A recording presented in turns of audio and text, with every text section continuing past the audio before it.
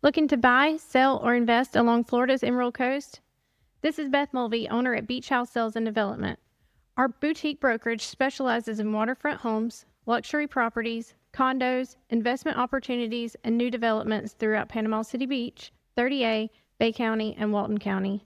Whether you're a first-time homebuyer, a seasoned investor, or ready to sell your current property, Beach House provides concierge-level service every step of the way. Visit beachhousesalesfl.com for more information or give us a call at 850-919-3500 and let Beach House help you find your place on the coast. As school is back in session and sports have started, our previous and future athletes of the week are brought to you by American Charlie Grill and Tavern.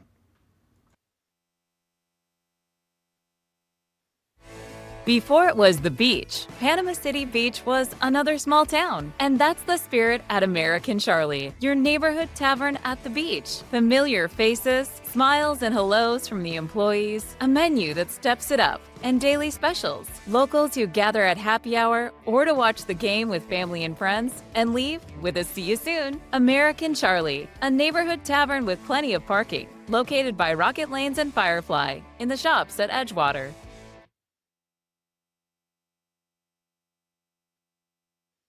And of course, if you're looking for a new set of golf clubs or to get your current set retrofit, there's only one place to go here in Panama City Beach, and that is Golf Plus. Are your golf scores going up, not down? Struggling to find the sweet spot and wondering why the putts won't drop? Golf Plus has the experience you need to get your game back on track. Over 40 years of experience to be exact. And we have all the brands you're looking for, like Callaway, TaylorMade, Ping, Titleist, Mizuno, and more. Our repair shop turns out high-quality work in record time, and our store is stocked with all the products you need for your game. Our custom fitting process has been recognized in Golf Digest and Golf Magazine, and our technology is second to none. So if you're tired of blowing up the bunker, looking for lost balls in the woods, or dragging around your garage sale fine golf bag, then Golf Plus in the shops at Edgewater is your new golf store. Golf Plus, a sponsor that has been with us since the get-go. Appreciate Alan Watson and the whole crew over there for sponsoring the Inside Drive podcast. Coach Mask, welcome to the show. Appreciate you coming on again. I know we've done this one time, but now at my new studio, so I appreciate you driving all the way out here. Awesome. Thanks for having me. And then Beth, awesome to have you on as well. Just a quick shout. Tell everybody real quick about the new podcast we started while we have an opportunity to talk about that. So we, over the past 2.5 years that you've been diagnosed, I put out a lot of information and stuff about what you're going through, and just the idea came to you one day. You're like, we have the software, we have everything. Why don't we start a podcast to try to help people, let them know what we're going through?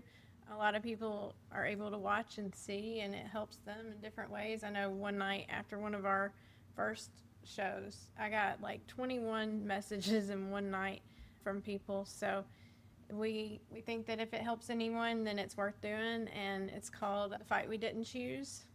It's also on YouTube, and then, of course, Apple, Spotify, Amazon, all those different places. Just search up The Fight We Didn't Choose. Appreciate you letting everybody know about that.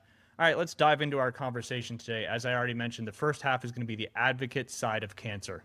I'll just kind of ask you guys questions back and forth here real quick. Beth, when I was diagnosed, when did you realize you weren't just my wife anymore? You were also going to have to become my advocate.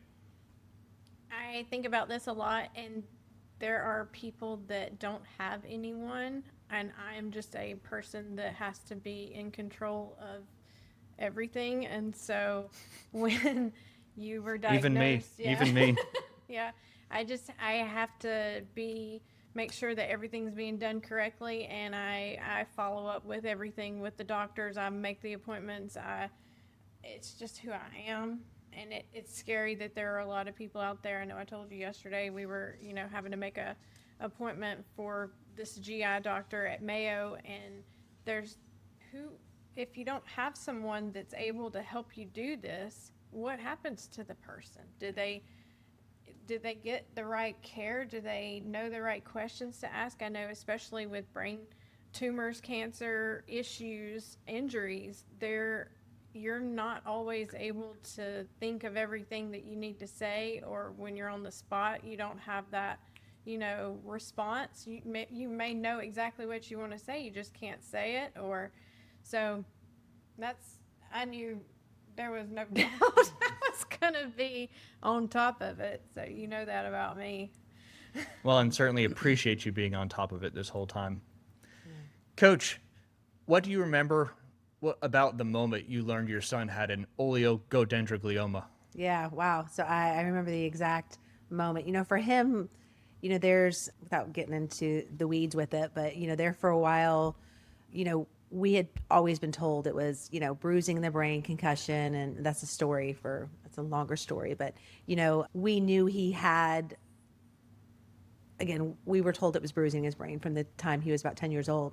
So when he was in the military, he was at Walter Reed. He originally he had his first seizure in Germany. And so they told us over there, when the doctors looked at him and said that he had a tumor, we're like, no, you guys were all wrong. Like, we know about this issue. It's just bruising in the brain. We've got scans for, the last 10 years where 3 other doctors had not seen a tumor. They had seen, bruising from a concussion. And I know that's hard to believe, but that's what we were told by 3 different doctors in 3 different states. And so that's what we believed. And so these doctors in, the military said, no, it's a tumor. We're like, no, you're wrong. And so, he was at Walter Reed. He flew into Walter Reed, and I flew up there to Walter Reed to see him and brought all the scans and everything to prove everybody was wrong. And lo and behold, they, the doctors at Walter Reed were not wrong. They were actually right. And the 3 previous doctors that had seen him when he was a child, they were all wrong. And I still, when he went in for his biopsy, I was still confident that it wasn't going to be what they thought it was going to be. And I'll never forget walking in the hallway and, oligodendroglioma, it's a big word, but when the doctor wrote it down on a piece of paper and he handed it to me and he's like, we're pretty sure this is the cancer your son has. And of course I couldn't even say it. And he said, don't Google it. And of course, that's the first thing you do is you Google it. And, and I think at that time they said that, the life expectancy was less than 10 years. And Brutal. My son was 19. And I was just like, wow. And it's that, okay, you live in a fog and you're looking around the room, like, who do you talk to? Who do you call? Like, you don't know anything about this. Like, we had nobody in our family. Nobody had died of cancer. And we had no idea, like, what book do you open? What website do you go to? Who do you talk to? And it's crazy, like, being the advocates, like, no one tells you. Like, they just don't Google it. Okay, then what else am I supposed to do? What am I supposed to do from here? Like, besides Google it and try to get informed. So yeah, that was the moment, like, our world changed. I'll never forget. I mean, I can still visualize this place I was standing when he handed me that piece of paper with that name written down on it. All right, these questions will be kind of for both of y'all. What happens to a mother or a spouse mentally when someone you love gets a diagnosis like that?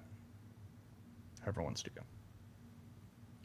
Well, it changed everything. We have small kids, so what was that going to mean for, like, how our future was going to be? I know that Liam is literally underneath your feet every step you take. Thank goodness for school. Ryan's a little bit more independent, but she's also a daddy's girl too. I mean, she picks at you, but I think that y'all have such a special bond where, y'all pick with each other and that's your thing. But just how we were gonna make it, it was hard to understand it all at first too. You don't really know what you don't know, and I use that all the time. Yep. And you're trying to figure out what is next, and you read one thing that says this, and then I'm in all these Facebook groups, and there are people that have had the type of cancer that you have that have passed away already and had been diagnosed after you. So it's you never know. Everything's a little bit different for everybody, but I wasn't prepared. I don't think anybody's ever prepared for that. It's one of those, you always, for us, and it's crazy because my husband and I will look at pictures, and we look at pictures, and this is the before the cancer. And I think your life is always defined by the before we knew. And when we knew. Obviously, my son had cancer for several years before we actually found it. The tumor had been growing for a while. So, I look at pictures and I'm like, he had it here, we didn't know it. And, Yeah. And I go back and I play scenes in my head of when he was in high school and he came home one time and he had a headache. And of course, like any good mother, we give him Tylenol and say, Yep. go lay down, take a nap. But I wonder, it's always, wow, he had a tumor in his head and it was growing and I didn't know. And again, you can't beat yourself up over it, but you just don't know. But I think you always defined your life. But then going back to your question, as caregivers, and when you find out, you always, and this is hard to talk about. It's hard for me to talk about in front of you, Ryan. It really is. It's okay. Because I I even invited for you on son, here but, and came up with these questions. So you wonder, is this our last Christmas? Is this our, and that's hard. God, It is, yep. So you try to make the most of everything. And I always tell my son, if you want to do it, go do it. If you want this, go get it. And time is so precious, and it is for all of us, because we all never know what tomorrow will bring, and it's certainly not guaranteed either. Yes, it all could end for all of us, but it's we're aware when we're caregivers of people that have cancer, and we're just more aware of oh my gosh, how fast is that sand running out, when it really is running out for all of us. But with someone's diagnosed with cancer, it's just you feel it more, I guess. You just, instead of, it's the taking the thing for granted, but it could, I could realistically die before my son, and I hope I do. I really hope he outlives me. But when they diagnose you with cancer, you're like, oh my gosh, how long do you have? So I just think as caregivers, we're so more attuned to time and moments. And I know when Ryan, and we had this conversation, when Ryan, your daughter, came to try out for Mosley, and I was just no, I'm going to make sure that you guys have those moments, because, hopefully you're always going to have those moments. Yep. It's not a big deal, but it's No the doubt. unknown, Absolutely. Kind of getting back to one thing you touched on a second ago. Do either of you feel you had time to process what was happening, or did you immediately go into, we have to handle this mode? Oh, we have to handle this. That's just who I am. There was, okay, here's what we have in front of us. I don't even think I gave myself time to really grieve it at first, and I think I just went full on in research. At that time, ChatGPT was a new tool that was out, and I was in all these groups. They're saying put your scans, put your doctor's notes, put everything in there if you want it to explain everything to you. And so I was researching everything. I would stay up. I know I would stay up all Yep. night on the computer just. But now I have this encyclopedia of my medical records that Yes. you just hand to a new Yes. doctor. If you come and The other day we had to drop you off at the emergency room, and I handed him Drop his me off. folder, You hear that? And I said, "Here you Good go." luck. Pin $20 to your shirt. Yes. Yep. Here's for lunch. Yeah, somebody will find me, hopefully. And on the had a front note that said, "This is what you tell them. I have this. Look at this book. Yep. I need this, this, and this done." So I'm just right. Let's get it done. Whatever we got to do. Absolutely. How much responsibility do you feel for understanding doctors, treatments, medication, appointments, and everything else? Gosh, I would tell you, so our situation has changed. My son got married, and blessed to have my daughter-in-law. She's taken a lot of that on, which to me was it's a huge relief, but it's also, when they first got married, it was giving the reins over, okay. And it was hard to let it go. I can imagine. And again, they're in their 20s, and this is such a big deal. And, Cheyenne, my son's wife, she came after the surgeries, after all of that, the diagnosed, and he'd finished chemo. And so, they got married after all of that, when he was, stable is what we call it, not because he's never in remission, but he's stable. Yep, stable And is a so great word for trying us. to get her to understand, all of this, and then letting it go. And still, even though and this is kind of crazy, but so he has a doctor's appointment on the 24th for a procedure that we're going to have done here shortly. And, I have to, as a mother, I think it's our jobs to let our kids go and let them grow up. And that's when you did a good job, when they can do those things, right? And so they made an appointment with the surgeon who's doing the next surgery. And, I was trying not to get my feelings hurt that I wasn't invited to the appointment down in Gainesville at Shands. Like I went, you know what I'm saying? Like they're just handling it. I'm like, you sure you don't need me? But I think that's what I'm supposed to do, but it's still really hard for me to let that go. And I haven't quite 100% let it go. I'm entrusting all of that, but it's still really scary. And of course, I've already researched the doctor and the procedure and all that other kind of stuff, but letting her, them take it on as a family, that's been interesting for me, and it's been very hard for me. And you always second guess, can I do it better? Kind of research more. Like, are you going to ask the right questions? And we've already had those conversations. Like, these are the questions that I have. I know I'm not going, and I do need to let them do that. But it's been so hard because he's my son, he's my baby. I've been there, and it is something, Beth, and you and I have talked about before. Like, brain cancer is one of those things that nobody, like, Ryan, I'm looking at you, you look fantastic. Like, if I was to see you on the street, I would never know. And it's the same thing with my son. You would never know. Like, and it's one of those that, but as caregivers, we see, like, when they forget things. And are they forgetting it because they're silly men and they're just forgetful? Or are they forgetting because it's just not connecting? And it's one of those things that, me and my son's wife, we talk about, because, we just wonder, is he being just a silly boy, or is it really he's not putting it together? Or, when he forgets people's names or what they look like, is it the cancer? Is it the chemo? Is it radiation? What is it? Or is it just him being who he is? And that goes for paying bills, just the normal day-to-day life things. Like, is it something that, like, I forget stuff all the time, but you second guess yourself when you're caring with somebody with cancer, and then you don't know how much you're supposed to take on, but you don't want to demasculate them, right, because they're men and they need to do these things, and they, so it's a fine line as caregivers we have to walk, because we don't want to demasculate them.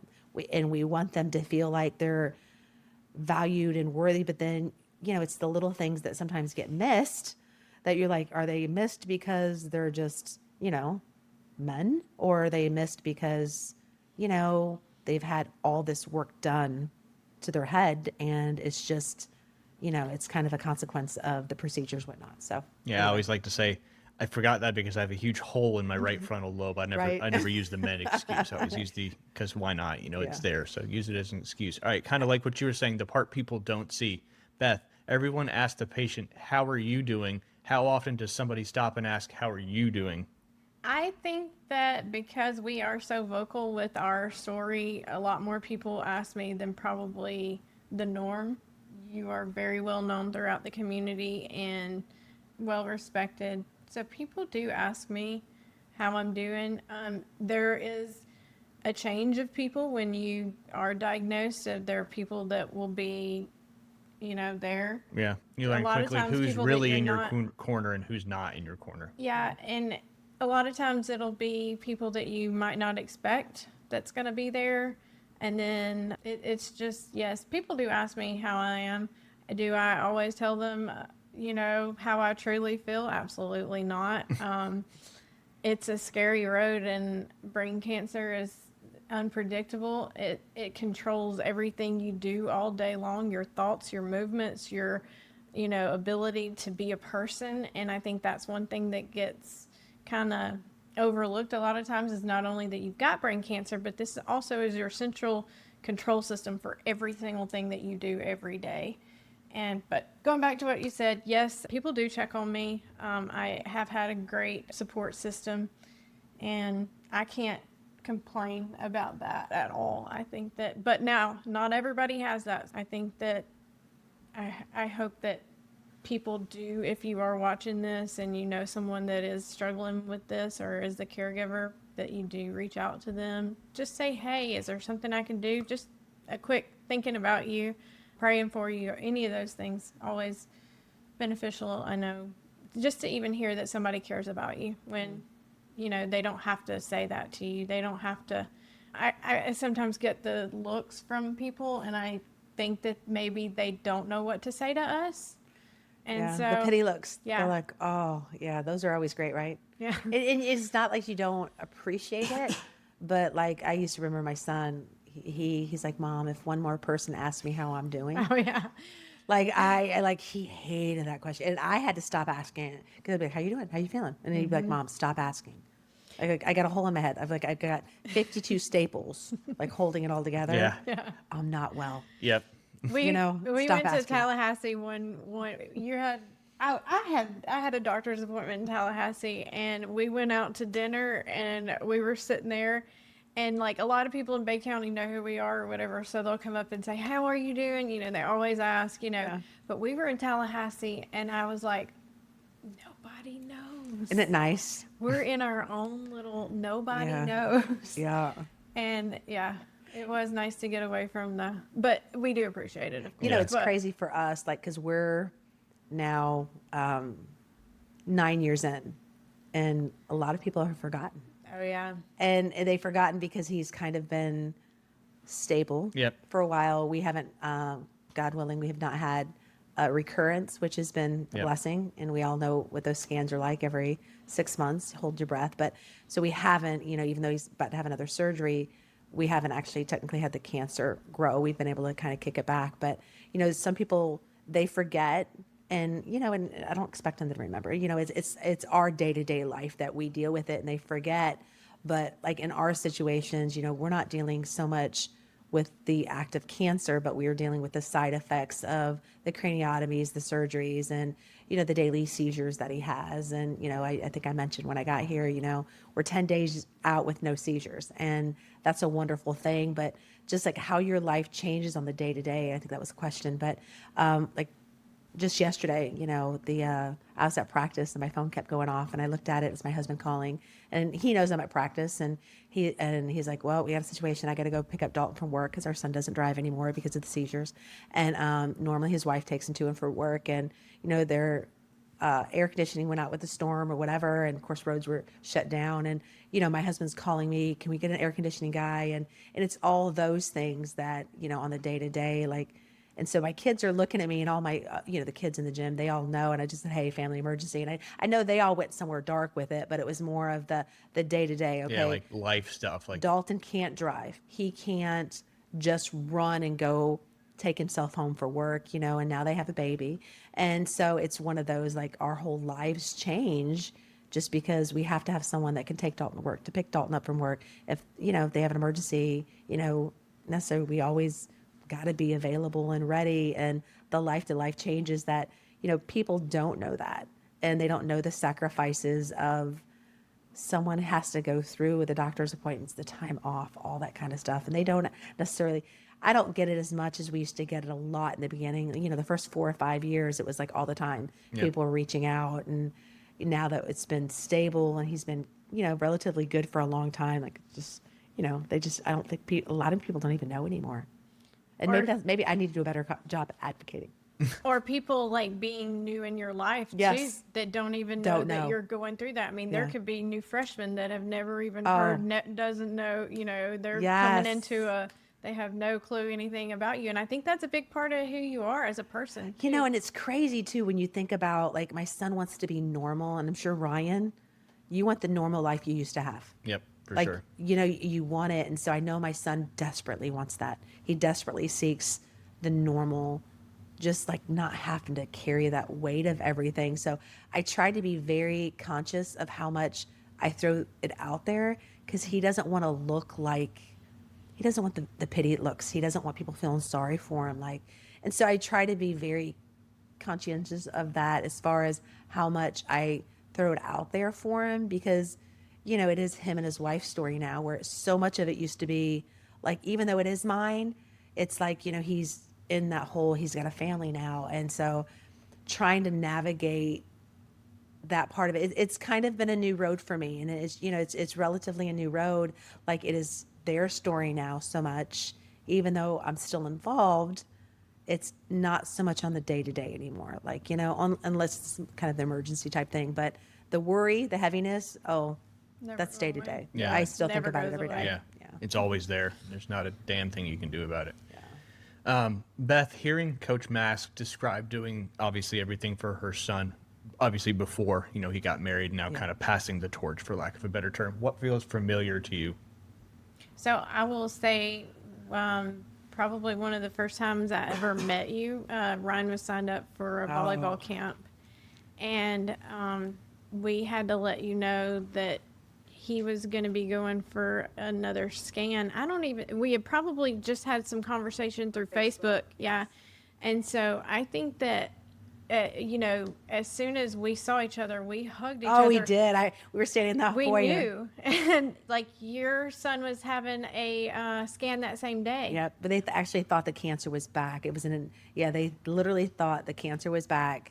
I had camp, so I couldn't go. And I was so ate up with the fact, and my assistant was in Italy, so I didn't have anybody that could cover the camp. And here I've got 100 kids signed up for camp. My husband's there, his wife's there. They think the cancer's back, and I'm literally like just waiting for that phone to ring. Like, oh my gosh, is it really? And by the grace of God, thank God, it was just a misread. You guys know about this? Yep. They just read it wrong, and it wasn't back. And thank goodness. But yeah, no, we hugged and embraced, and there was a connection there I think we'll always have. Yeah, and you said to me, because I couldn't be with him either. I mean, I had 2 kids. I think it was summertime. It was summertime, of course, because it was a camp. But I had Liam going to one camp, her going to another camp, or to your camp. And, you said, I've got her. So you just don't worry about her today. Yeah. I've got her. I know what you're. Yeah. And I think I needed her as much as she needed me in that day. You know what I'm saying? Yeah. But, and again, and it's crazy. We had probably another 100 kids in that gym, and nobody knew. And not that they should know, Right. but the heaviness. And I think that goes for just anybody else dealing with cancer that's out there. Like, you just don't know that weight that everybody else is carrying. And again, it's so hard for me not to cry just because you see it. And I always try to tell people, just try to be kind. Right. And some of the stuff that people complain or choose. And again, it is a choice to pick and choose of what you're going to choose to be angry about or whatever. And there's stuff like that, what we're going through on a day-to-day basis. And we've got our big brave coats on, and we're trying to fight it and just live as much as a normal life. And, and nobody knew. Nobody knew that day but you and me. Yep. Yeah. Obviously crazy how that's such a great thing for people to realize that, I always, when I had staff, when I was at Baypon, I always said, you never know what somebody's dealing with when they walk up to that front counter. If they're not in a good mood, you have no idea why. So just be kind to people. And that obviously flows right into this same conversation. Coach, what's different? Obviously, I've already mentioned before, your daughter-in-law has kind of taken the torch, but what's different about advocating for your child versus what you hear Beth describing as for a spouse? I think for your child, it's one of those, it goes back to what I said before, he wants to be normal as much as possible, but you also have to be the one who says, okay, when things arrive, like he's about to, we're looking forward to this new surgery we're about to have. And, I brought it up several years ago that, this is probably going to be something that we have to look into. It's like planting the seed. He is an adult, yet he is still my child. He ultimately gets to make a decision of what he wants to do, how he wants to do it. And so that part, advocating for it, I think as a mother, I can't push too hard.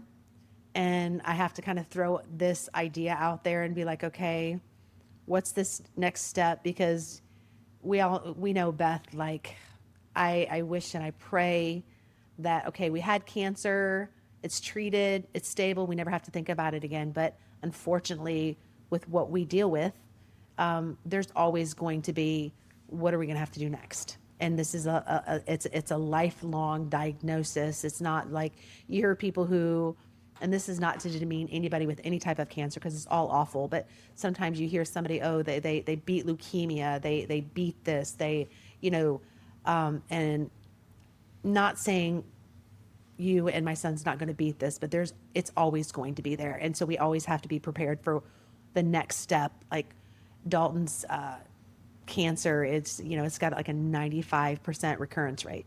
And when he first got diagnosed, they said it was a terminal diagnosis.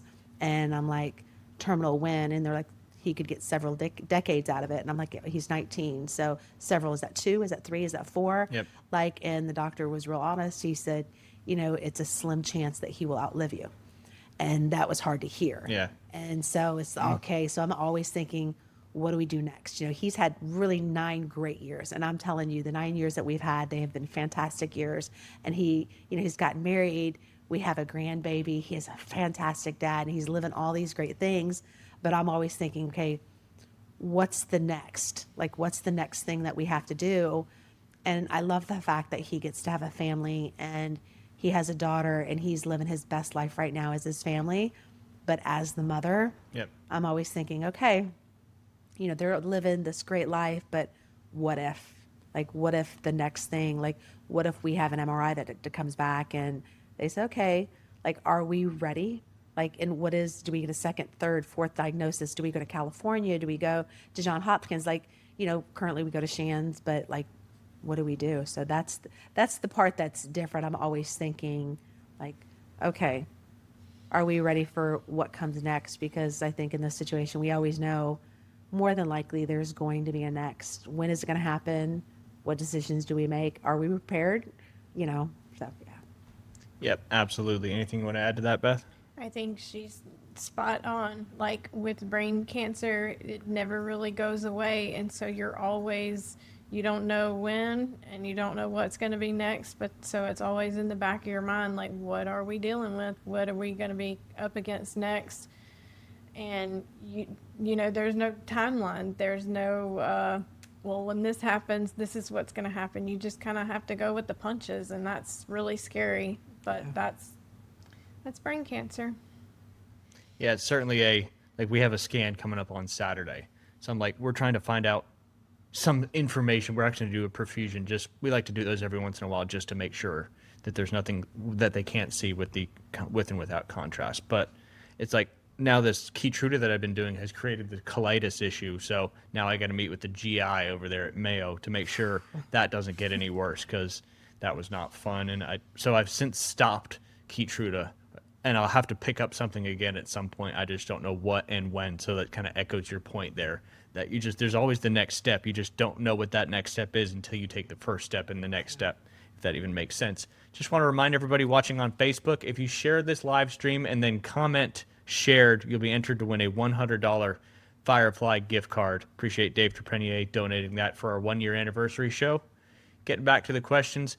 What have each of you learned about the person you're fighting alongside that you didn't know before cancer? And I have to use my finger to point when I'm reading because I don't read well if I don't do something else along the way. I just realized that the other day. You want to take that one, Beth, first? Sure, Okay. I will. I think that a lot of times people can get really down, and I would have probably, if it were me, I won't say that I ever would have expected you to be down, but I think that you've really surprised me in how well you've handled this, how strong you have been for the community, for yourself, for me, for the kids. I think your positive attitude has been something that I would have never been able to. Well, that's something I've preached my whole life too, is like she said, you have choices. And I say this all the time. People are probably tired of me saying it. When you wake up every morning, you have a choice to be positive or negative, and I just choose to be positive, regardless of what I'm dealing with.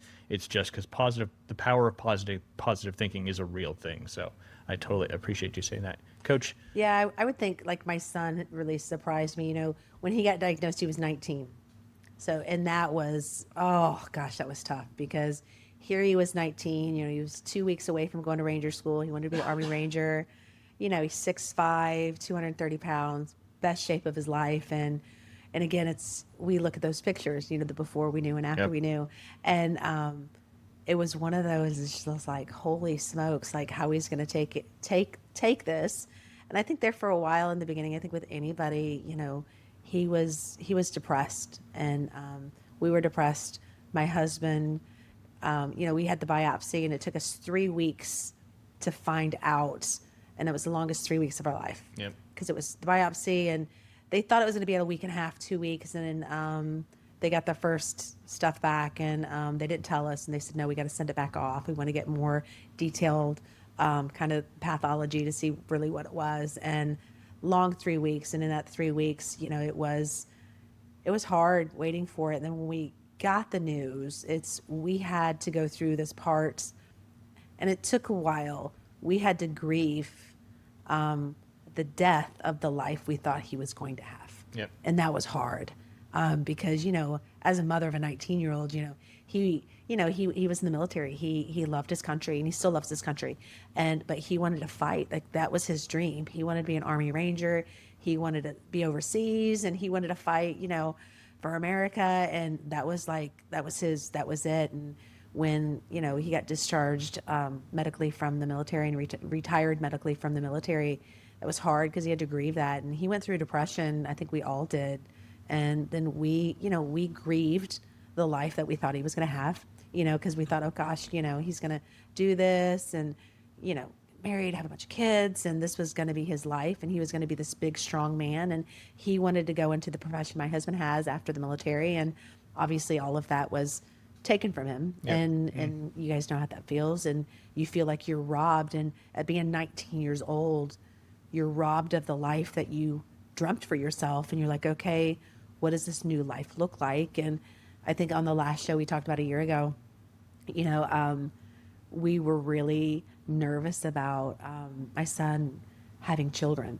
And thank God, he was able, we had a great oncologist that told him to make sure he banks some sperm if he wants to be a father one day, because we went really aggressive with the treatment.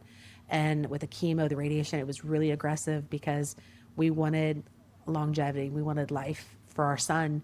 And so when he got married, obviously he wanted this family. And we wanted that for him because that's the life before cancer. That's the life he wanted. And but we were really nervous of what that would look like. And still, there is, being completely raw and honest, we still are very nervous. And I know, Beth, that you can understand this.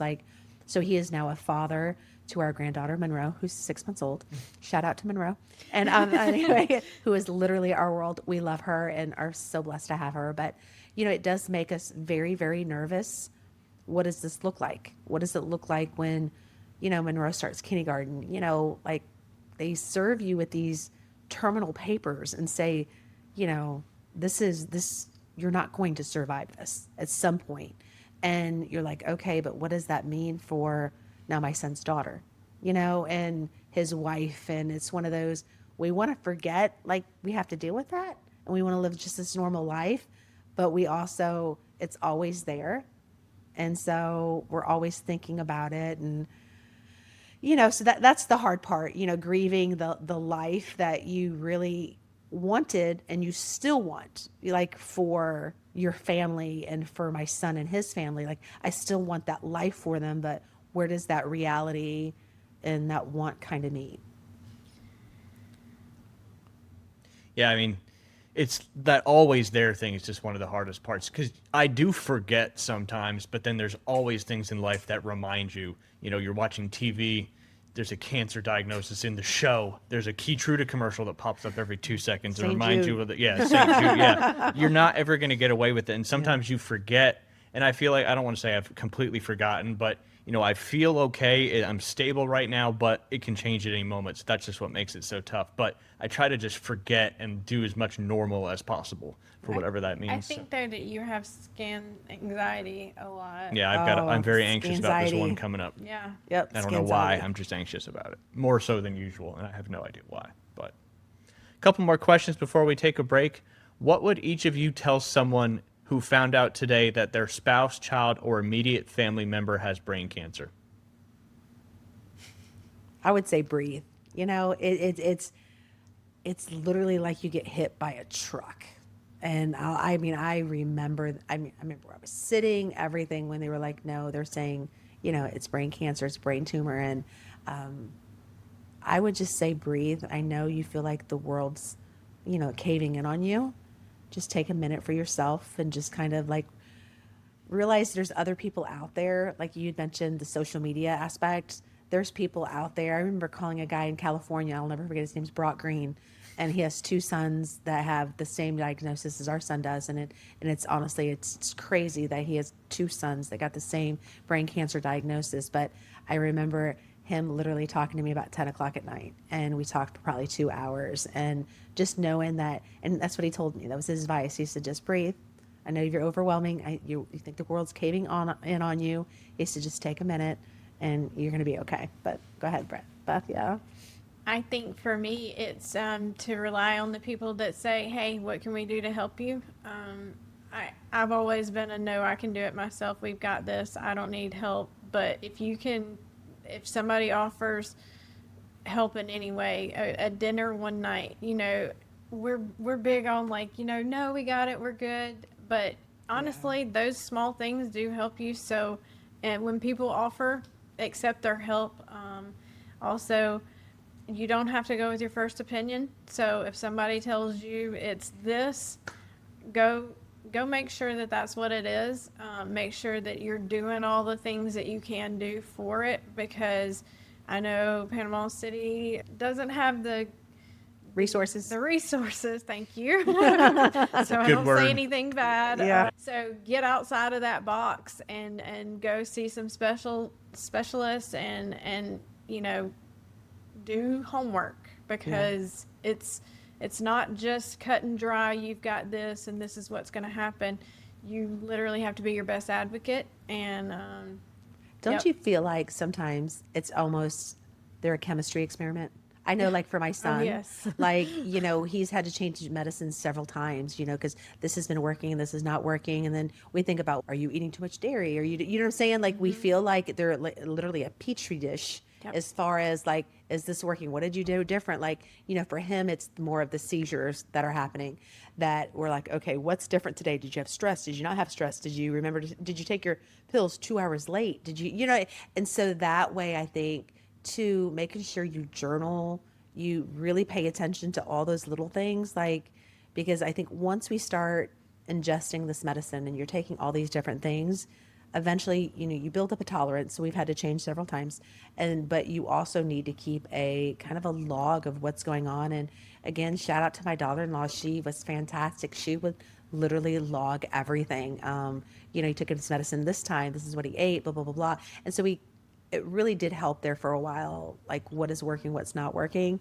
But yeah, it definitely is. I feel like you guys a lot of times, and that goes for anybody with cancer, any diagnosis, like literally it's a chemistry experiment. Yep. And I don't necessarily think everything works the same for everybody else. Like just because you're not maybe having luck on this drug, but somebody else is. And, we all know the Keppra, the Keppra drug, the anti-seizure drug, that necessarily isn't great for everybody. I hated Keppra. Yes. So it made me feel awful. Yes. And so for some people it works great. Other people doesn't. I mean, my son's, gosh, and he takes so many different medicines now. We're going to up this one, lower this one, Yep. take this one away, add this one. This one makes him more tired, so we're going to combat it by adding this one. And, it's one of those that it's always ongoing, but investigating yourself, like, hey, because you're just taking the word, yes, they're doctors, but they're also human beings, and you don't know what kind of day they have had. Like, we talk about our days and what our days look like. Are they tired? Did they really think through everything? Yeah.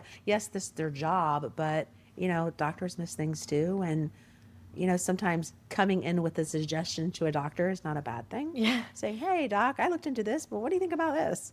One of the very first oncologists that we saw, we would see her via Zoom, and she would come into the call and she would say, so remind me, what are you on now? And all this. And it was like the second time we had a Zoom call with her, I was like, whoop, we're done.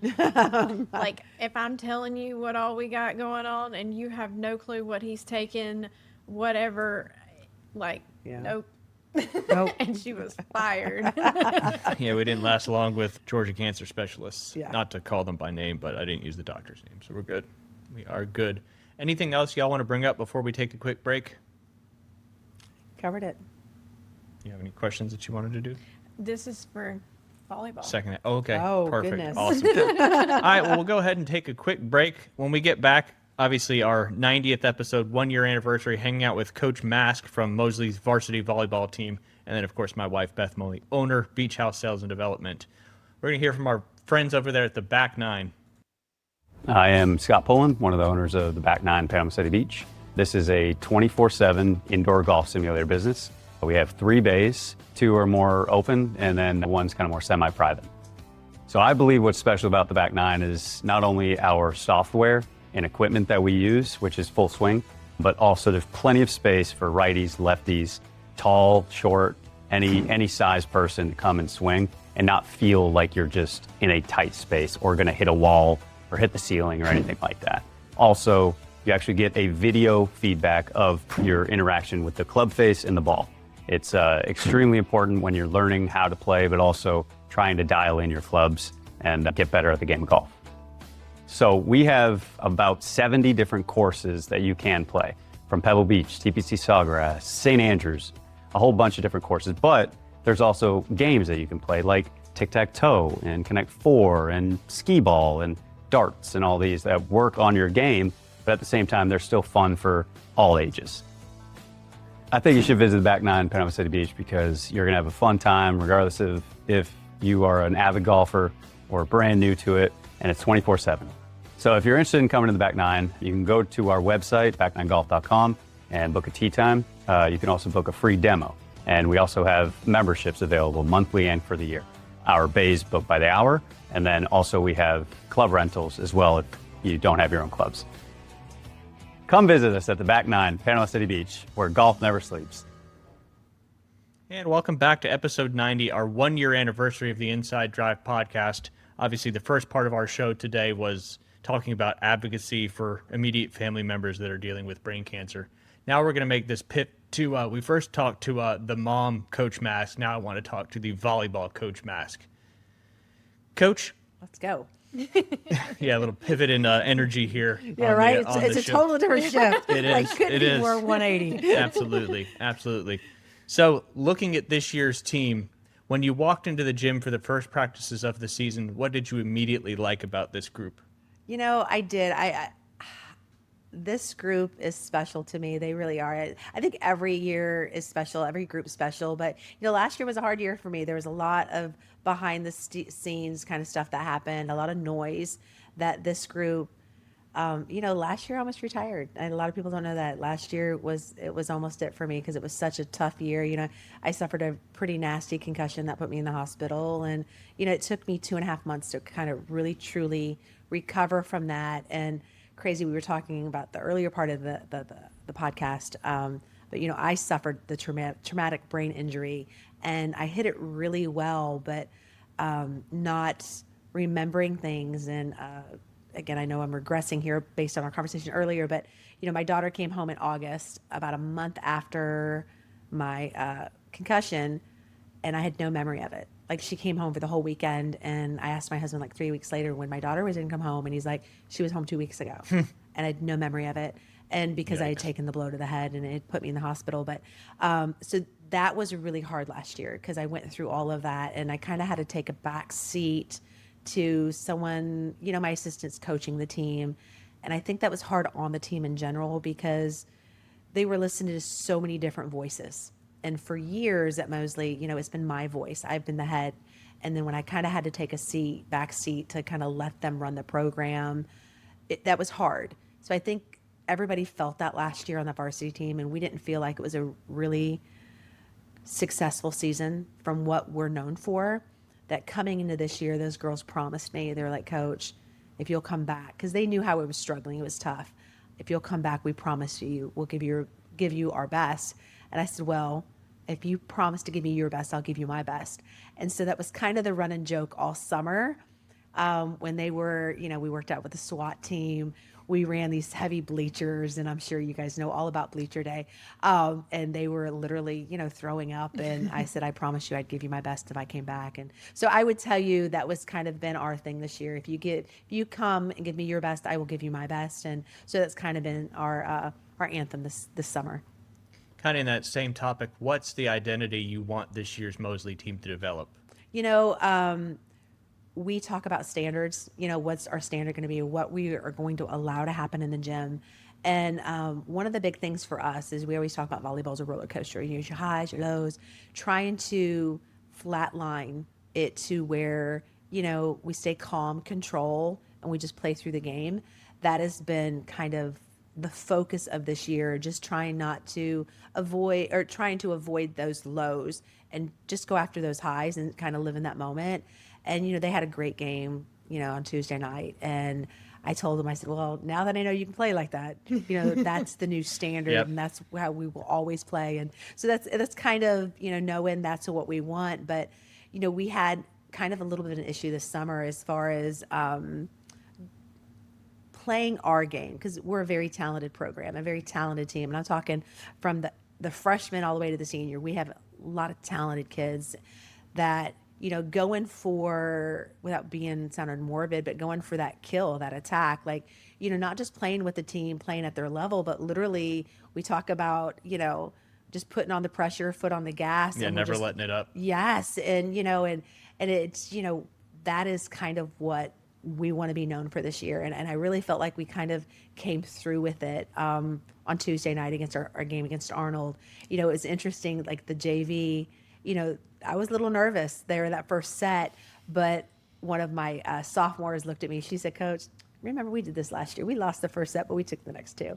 And, but that's a huge stage for those freshmen. Yep. I mean, you go to a volleyball game, especially a Mosley Arnold volleyball game, and it's not like, it is a small football game atmosphere. You've got pep clubs on both sides. The bleachers are packed. The fans are just, they got to the point where they had to pull out the other side of the bleachers, which way back in the day, you used to have to do that all the time. But, it's been a long time since we've had a super competitive Arnold versus Mosley game. And I really kind of felt like that's what we had last night. It was certainly a lot of fun to watch and be a part of. What are the biggest strength of this year's roster? I think it's the kind of all-in mentality. Like, they're all in. They really want it. And, not to diss or anything on last year's team, but, last year's team's seniors, we had quite a bit of seniors that had transferred in their junior year. And so I know last year we talked a little bit about the whole transfer situation and how I necessarily wasn't the hugest fan of it, but getting those kids to buy into the Mosley way. And, if you got a kid that comes in as a freshman and they're a 4-year Mosley kid, they are bought into Mosley. That is their Absolutely. school, pound your chest, green and orange pride, whatever. But, last year we had 3 seniors that had just only been there a year. And I think that was a little bit tougher, where this year, we still have 2 transfer seniors on that team, but the majority of the varsity kids truly are Mosley kids that have been there the longest. And, they have big dreams. They have big aspirations for this year. So I would tell you, I think the strength of this year's team was the weakness of last year's team. That makes perfect The sense. strength of this year's team is they don't want a repeat of what happened last year. And I think it's driving them to another level this year. Who are some of the returning players you're expecting to take a major step forward this season? Oh, gosh. I would definitely say, I've got a solid senior class. I've got my 2 outside pins, my Ellery and my Kenna. Yep. Those are my pins. They're so good. They are. And then, we've got Jelena. We've got one of the twins. I would tell you, I think one of the strengths we have this year that we necessarily didn't have last year is I feel like we can run the ball from any position, where, like, and I think we proved that on Tuesday night against Arnold, like, we're not just a pin-to-pin team, that we can run that ball in the middle. We've got Sinai on the right side. She did a heck of a job. She played great. Madeline was a middle for us, and she's a junior, but we're having her play, kind of a little bit of middle, a little right side, and she showed up. She was consistent, and we talk a lot about being consistency. At one point, I think it was in the third set, we had a couple back-to-back errors, and it was tied up, and I kind of called a timeout, and I was just like, why do we have to hit the ball so hard? All we got to do, all we got to do is make it fall into the hole on the other side. It's the same point, whether you hit the heck out of the ball or you just kind of roll it and pop it in. And they just kind of looked at me. I'm like, yeah, Keta, you do not have to swing as hard as possible. I just need you to hit that zone and get that ball in and make it hit the floor. And we score the same point. And she's like, yep, you're right. So I would tell you, I think one of the hugest strengths of our team in general is kind of like our whole, we can run the ball pretty much from anywhere. We've got 2 freshmen that, two setters that, they both, they weren't on the team. Well, Anna was on the team, but she's at the bench. So our setting situation is 2 brand new setters, and football correlation, that's your quarterback. So we have 2 brand new quarterbacks this year as far as running the ball. Like, I mean, heck, I think they're doing a fantastic job. And the interesting part is I had, parents all, they like to squawk and tell me, blah, blah, blah. Anyway, so I kind of laugh because they're like, oh, our setting, we're going to be struggling with setting. Shoot, I had a parent tell me the other night they thought the setting this year kind of was probably at a higher level than it was last year. And again, that's not taking anything away from last year's team. It just tells you that, like, I really feel like everybody's rising to the occasion. Yeah. Well, and being able to play from anywhere on the court is such a massive advantage in volleyball. Are there younger players that Mosley fans are going to know a lot more about by the end of the season? Younger players, we've got a sophomore setter, so that's huge. That's one of my quarterbacks. So I will tell you, I think she's doing a great job with the pressure of the situation. That's a huge platform to play on for Mosley Volleyball. We're usually top 10 team in the state, and a sophomore to come in. But I'm excited because if I can get a sophomore in there playing, by the time she's senior, she's going to be rocking and rolling and running that thing. So we've got 2 sophomores. The other one's a DS who she's just waiting for an opportunity. So I just told her, hang tight. When it comes, I'll need you. So just, so she's embracing the warmness of the bench for right now and waiting for her opportunity. So we've got 2 sophomores, but I've got a solid junior class that looks really good. I don't want to forget to say, I do have, I have a girl who transferred over from Bay that, of course we play Bay tonight. Yep. And I know she's excited about it, but she is playing with kids that are really truly at her level, and it's watching her shine. I don't know, Maria Stewart, number 4. Yep. She's one of my middles. And it's funny, we watched a little film last night at practice about last year's Bay game. And of course, she was in that film on the other side. And it was amazing. She goes, wow. And I think she could really see the growth of where she was at now versus a year ago. So that's kind of exciting. But her kill percentage has to be something skyrocketed from that Arnold game. So it's crazy you say that because we literally just went over that stats last night. And it's one of those, she's 70% kill percentage. Holy crap. And that is one of the things that we really focus on. We print out stats. And I'm really impressed right now that you even think about that percentage because I've got to choose an athlete of the week for next week. So I'm already kind of teeing up some people. Yeah, okay, so, okay. Yes, I was looking at your stats. Her kill percentage. 70% is insane. Yes.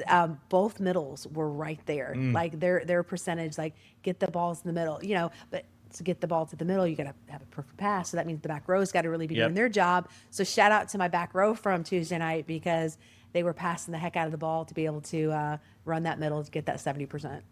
Well, and that was probably the biggest difference, in my opinion, between JV and varsity. No shade to JV, but the passes on varsity are just so much better than the passes on JV. We practice every day passing. I mean, because if you don't have a good pass, you can't run your plays. Can't run the ball. Yep. Kind of correlating to football, obviously your setters or your quarterback. Would your back row be like your skill positions, or would that be your front row, and the back row would be like your linemen? Well, I call them the quarterback of the back row. So Gotcha. I got multiple quarterbacks but I tell them all the time. My DS and my libero. You're the quarterback of the back row. So, yeah. Who has emerged as a leader, whether or not she's necessarily the most talented player on the floor? I would probably tell you it's going to be my Ken and my Ellery, my Pens. They've really stepped up to kind of lead the team. And being a leader sometimes is hard because, this summer we kind of had a small situation as far as chemistry on the team and everybody kind of finding their role because everybody has a role. Yep. And, and I use the analogy, a sheep can't be mad at a lion for being a lion. Because a lion's not going to be mad at a sheep for being a sheep. It's just who you are. I like that. But we all have a role. And so, I would tend to say, I've got a couple lions on the team and I've got a couple sheeps on the team. And you just kind of got to know what your role is, but you can't be mad at the lion for being a lion. Absolutely. So speaking to this, when the camp was going on, we got down to like the last game or whatever. At UF? No, this was at camp at Mosley camp. Mosley oh, camp okay, this summer. okay. Yes, with the younger girls and everything, and it was the MVPs playing against Varsity. Gotcha. Okay. Ryan was on the MVP team against Varsity, and Ellery was pounding it. Yeah. And I saw you go, And she said, "That's not who I am." And I laughed so hard. She's And one of my lions. Yeah, and she's a lion. Yeah. And, I think that you probably gave her a lot of confidence over the years to be that lion. And so that was really cool to see. And I laughed. I was like, that is so awesome. She's like, "That's not who I am. Like, I don't know who you're talking to right now." But Well, and it's such a great quote. Let the lion be the lion, because if you don't let the lion be their lion, they're going to do something that it's probably going to be detrimental. Kind of pivoting to coaching, Coach Mask. What's harder to coach, talent, confidence, or chemistry? I would tell you chemistry. And that's something we're working through this year, kind of behind the scenes, is the chemistry of the team. We talk about clicks, and I went to UF camp this summer, and go Gators. I know that's not for everybody, but anyway, my daughter went there. I went to a coaching clinic there, and they took us aside and they said something that really resonated with me. And we're talking about culture and chemistry and what that looks like. And she said, I never let my kids ever warm up with the same kid twice. And she goes, I also never let my kid room with the same kid twice or sit next to them in the bus or the van. Same. And then it goes to the analogy, if you sit at the same lunch table all year long, you're never going to get to know the person at the lunch table next to you. And we deal in a sport where there has to be trust. Are you going to get that ball? Are you going to provide a good pass, a good set, whatever? So there's got to be a trust issue going on there. So that's been something I've really tried to make a very conscious effort of splitting them up. Like even, we got a big tournament in Birmingham this weekend, and I already have my room set. I have my van set, who's sitting with who, whatever, because it's easy to get comfortable with the people Absolutely. And that's who but the sophomore needs to hang out with the senior. If you got a sophomore on your team, she needs to, that senior needs to feel comfortable. She's on that court with that sophomore is going to do her job. But if there's no conversation, there's no trust outside of practice, they don't really get to know each other. So I would tell you chemistry is the biggest thing that I think for me this year, this team that we're really pushing hard, that maybe I even missed on last year's team that we didn't do as well. But yeah, that's a huge super focus for us this year's chemistry. How do you handle a talented player who's struggling with confidence? I do a lot of self-talk. So we, what are we telling ourselves? Are we saying, can't is not a word I use in my gym. Like if they even say it, I'm just like, take off running. Like, I don't even see you. Just start running. And when I get sick watching you run, you can come back and play, but we're not going to say that. And I think it's even as adults in life, Yep. Cancer, everything, we're going to beat this. And my son is very optimistic, and just even with his battle with cancer, and I know you are too, it's like, what are we telling ourselves? Like, are we telling ourselves that we are the best athlete? I'm the best passer. And so the kids that really are missing it with confidence, I try to tell them, you come up with a pregame thought process. You're visualizing that pass, you're visualizing that hit, you're visualizing what you need to do. And I had a player reach out to me Tuesday morning, and she said, Coach, I need you to give me, and she's one that struggles with confidence. And she's like, I need you to give you 2 things I need to lock in and focus with. And I'm like, all right, first of all, I've been telling you, you got to open that mouth. You're not verbal. I need you to verbalize. And I said, stop being so hard on yourself. You got to let it go. Like when you make that mistake, just let it go. But I think a lot just in life in general, it's what are we telling ourselves? Are we telling ourselves that we're enough? Are we beautiful? Are we confident? Do we deserve more? Like the self-talk of what we say to ourselves, when you do something that you could have done better, it's make sure you're talking to yourself. And I read a quote one time, and it was talking about somebody, like when we're in traffic and somebody cuts you off, and you immediately want to stick up that finger and flip them off and be but like, so immediately we're thinking that person's being like just a jerk. Well, you don't know if that person necessarily is rushing to the hospital to visit a loved one. So what, we need to think about the positive first instead of getting mad and wanting to flip a person off because they're doing this, that, say, what, think about it a little bit differently. Go, man, they must really be in a hurry. Something really must be wrong. Yep. And I think that kind of spills over into volleyball and life and who we are as people, that self-talk, like, just try to think of the positive first before going negative. Yeah, I think that human nature likes to take us to the negative place first, but if you can figure out a way to get away from that and change it to positive first, I think everybody would probably have a lot better life. Yeah. How different are you as a coach today compared to when you first took over? Oh, it's funny. If you would ask my players from 25 years ago, they'd tell you I was a marshmallow. They would tell you I'm super soft this year. And so even my former coaches are, man, you should really make them run for stuff like that. I would tell you, I think I'm more logical and I think through things a lot, and I really try to, the mental part of it's super important for me. And I want the girls to be thoughtful of each other and being kind humans and just, that to me, I think when you're young and you're eager, you're always chasing that win, like wins, losses. But I think the older you get, you realize, I have a situation of where I can truly make a difference with kids and kind of talking them through just some things. I used an analogy the other day when we were talking about just being aware of each other. And I said, if I put 2 glasses of water down and I poured in each one of these glasses, would you look to see if the person next to you had more than you? Or would you look to see if that person had enough? That's a good one.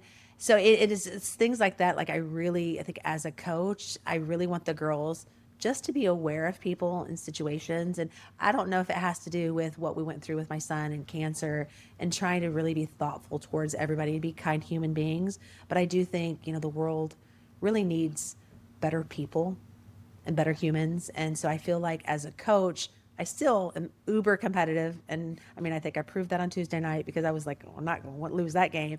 But I think I have become more aware of the impact of what a coach has on players. And so I think that's been a little bit of the difference. Well, and coaches have such a huge responsibility, not only to the program or whatever team you're coaching, but to all the individual humans on that team to kind of mold them. Because I always say a lot of people, who do you remember from when you were growing up? Obviously your parents you remember, but coaches along the way that made huge impacts have a lot of times that's who they remember. So you have a dual responsibility, and that's not an easy task for sure. Speaking of not an easy task, what does a Michelle Mask practice look like when the team isn't playing up to your expectations? Oh, I've kicked him out of the gym. I told him stop wasting my time, and that is true. That is a true statement. I think with all coaches, we sacrifice a lot, family, and especially like hearing the cancer story and all that kind of stuff, because I've been coaching at Mosley now. This is like, I think 14th or 15th year, but my son, he got diagnosed 9 years ago. So I've several of those years, I've been coaching and dealing with cancer and have a full-time job outside the school system. So, for me, if they're not performing well, I've kicked a whole team out of practice and said, you know what, let's try again tomorrow. And I think it really gets them. But a lot of times I'll just say, hey, time out. Do y'all need to go to the locker room? And they know. Like I'll give them an opportunity. They can fix it within themselves or their team, or we'll just go home. Like because I'm not going to keep beating the dead horse if they don't want to be here. But I've also, I think, as I've grown as a coach, I always realized like the first day of school is the worst practice of the year. And I don't know if Ryan shared with you after the first day is school, but I literally do kind of like an Olympics. Like it's volleyball Olympics the first day, because I acknowledge that I'm not going to get the best out of them. First day of school, they're not used to it. So we play a game called baseball. I think I brought in some Starbucks gift cards. We played for that kind of stuff. Yeah, she mentioned that and said it was a lot of fun. Yeah. What is something your players probably get tired of hearing you say? Oh gosh, talk through the play. Like, oh my gosh. I always say that, you have to tell the story of the play that it's happening, because a lot of times they get quiet and they kind of they bottle up. That I'm just like, no, we got to talk through the play. Like that is one of the, it's like I'm on a repeat, like talk through the play. What's happening? What's going on? So yeah, that's probably what they get sick of hearing, because they just kind of bottle up and clam up and they just kind of watch. And I'm like, stop watching, talk through it. But yeah, they probably get sick of hearing that. Just a reminder, you're watching episode 90, our 1-year anniversary of the Inside Drive podcast. Appreciate everybody who has shared the live stream and shared in the feed. Coach Mask, expectations. When you look at the schedule, which matches are circled? I would say Childs. Childs back in 2021 and 22, like we did, boy, we were the dominant force. And, the last 2 years they've been state champions up in Tallahassee. I know their team looks a little bit different this year, and I think our team looks a little bit different. I think that's going to be a very competitive game. But our district is pretty loaded. I mean, we have got Lincoln, Leon, and Childs in our district. So we have a Tallahassee district versus, in county, they've got Arnold and Bay. They're in the same district. So our district looks really, really, really tough. So it's going to be a battle. We've got to really get through those Tallahassee teams this year. So anytime we're up there in Tallahassee playing there, those are going to be big games for us. Kind of on that same, would you expect Childs to be your toughest competition for Mosley this year, or is there another team in the Tallahassee area that you would say is going to be I would tougher? say our Child's probably the main one, but Pensacola Catholic, they've got a solid team. We played them down at UF this summer. Niceville's always pretty strong as well. So I would tell you probably Niceville, Catholic, and Pensacola and Childs are the ones that, we've really got to make sure we step up. But, kudos to Arnold. I think Arnold has a fantastic program. I was really happy with how Tuesday's night turned out, but I'm never going to underestimate them. We underestimated Chipley a couple years ago, and it came back to bite us in the butt. So we're not counting anybody out, really.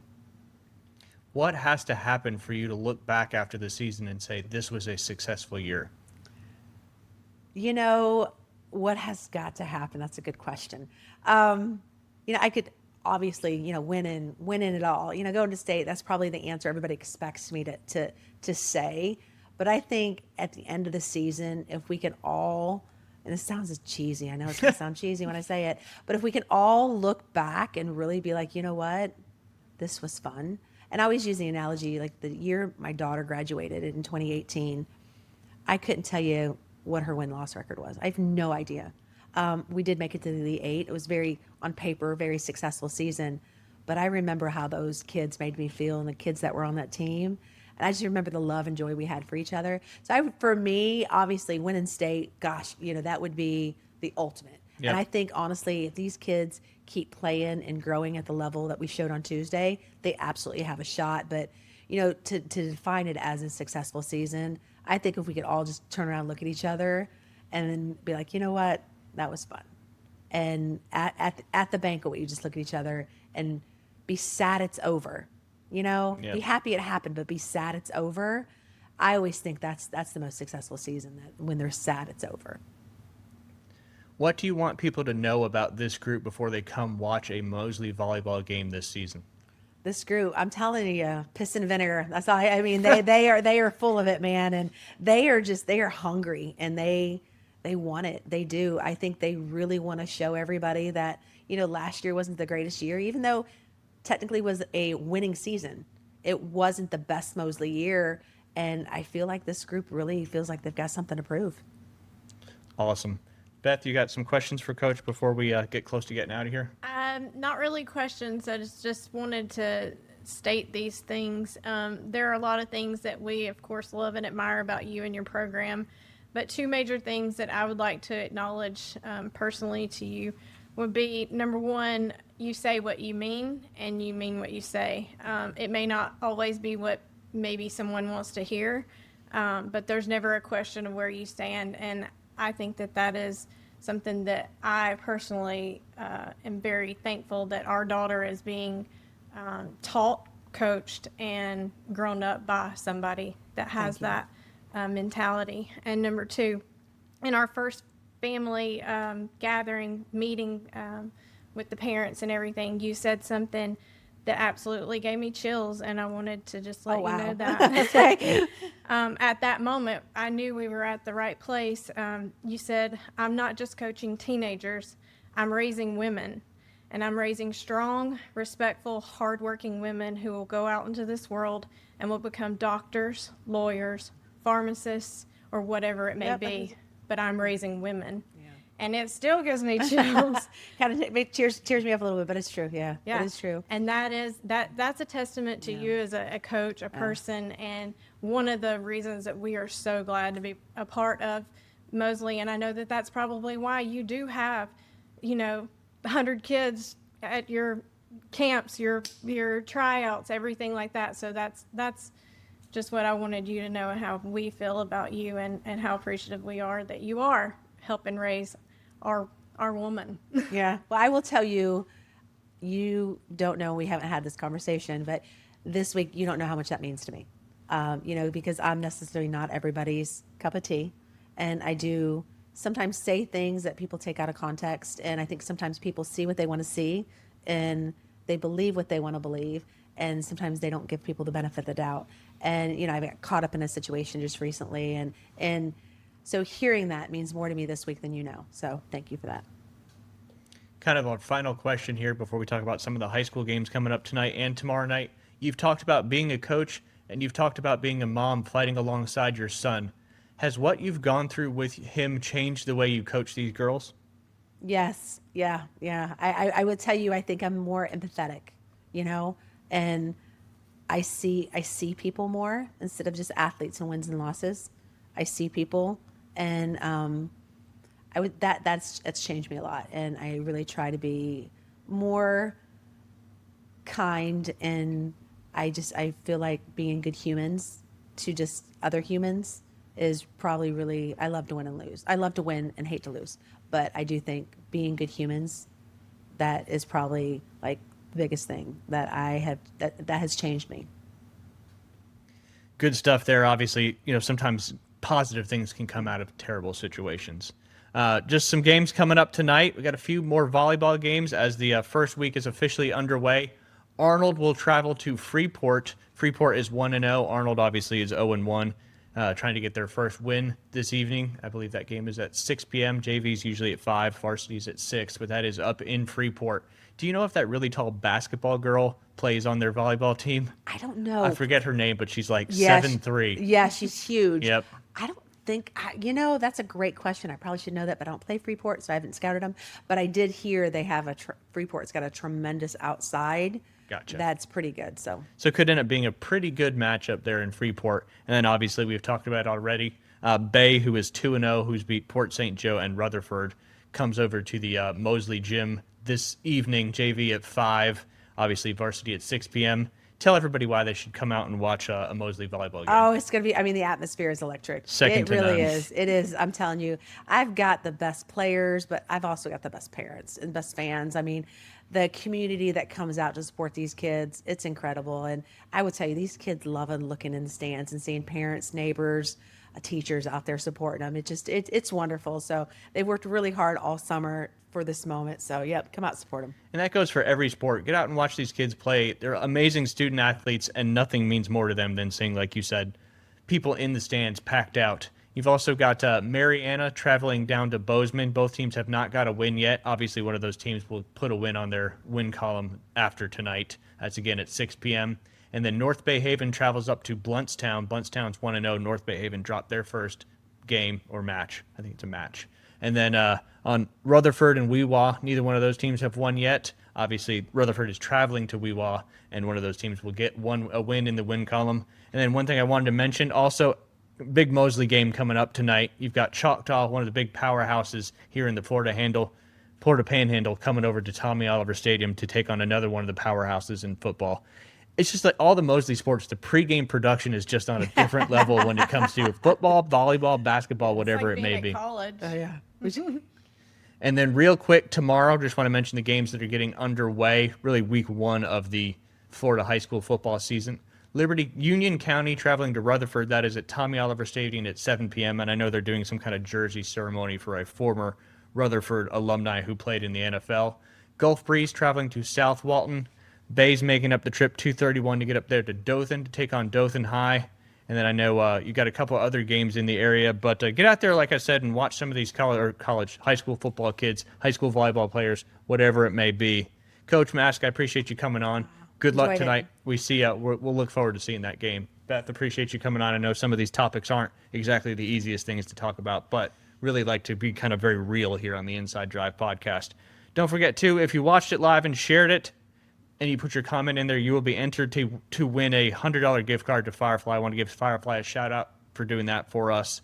And then, of course, I got an NFL pick-em up right now with the Inside Drive podcast. It's just $20. Message me, and I'll show you how to pay and then give you the password to get into the group. We do need to hear from a couple more of our sponsors before we go ahead and get out of here. We'll start with Juice and Sunsets, the official juice of the Inside Drive podcast. Looking for a fresh start to your day? Then you've got to check out Juice and Sunsets. Their cold-pressed juices and wellness shots are made with fresh, local ingredients to help you feel your best. And if you're headed to Rosemary Beach, stop by the 30A Farmers Market every Sunday from 9 a.m. to 1 p.m. Grab one of their amazing favorites like Island Greens, Orange Oasis, or Watermelon Waves. At Juice and Sunsets, it's about more than great juice. It's about community, gratitude, and living well. As they like to say, come sip, enjoy, and be blessed. Juice and Sunsets. Healthy, never tasted so good. And of course, we'll hear from our good friends at Panhandle Credit Union.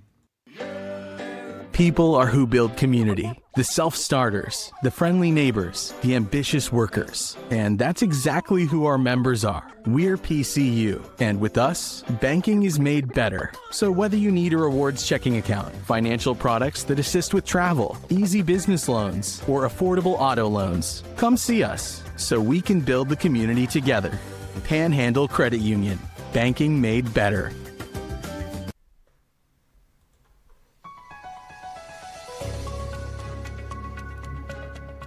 That's going to do it for this episode of the Inside Drive podcast.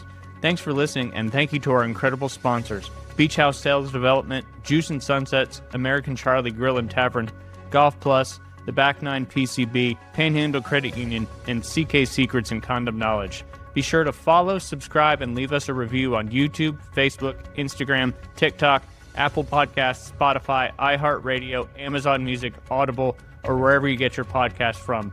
Until next time, I'm Ryan Mulvey reminding you talent gets you noticed, but hard work gets you remembered. We'll see you next time on the Inside Drive podcast.